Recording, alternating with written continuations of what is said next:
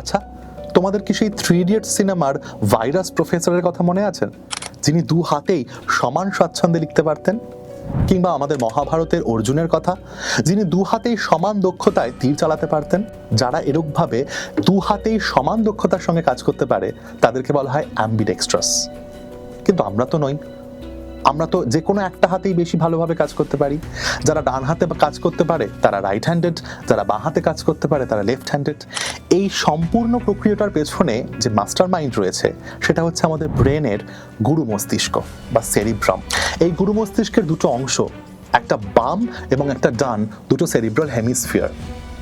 কারোর যদি ডান সেরিব্রাল হেমিস্ফিয়ারটা বেশি সক্রিয় হয় সে বাঁ হাতে সুন্দরভাবে কাজ করতে পারবে বা লেফট হ্যান্ডেড হবে। আর যার বাম দিকটা অর্থাৎ লেফট হেমিস্ফিয়ারটা বেশি সক্রিয় হবে সে ডান হাতে সুন্দরভাবে কাজ করতে পারবে, ডান হাতে তার হাতের লেখা সুন্দর হবে। এবং এই সম্পূর্ণ কাজটাতে সেরিব্রামের সঙ্গে সঙ্গে আমাদের সেরিবেলাম বা লঘু মস্তিষ্কও অনেকটা সাহায্য করে থাকে। তাহলে বোঝা গেল আমরা কেন যে কোনো একটা হাতেই ভালোভাবে কাজ করতে পারি। যেদিন আমাদের দুটো হেমিস্ফিয়ারই সমান সক্রিয় হবে সেদিন আমরা 2 হাতেই সমান দক্ষতায় কাজ করতে পারবো।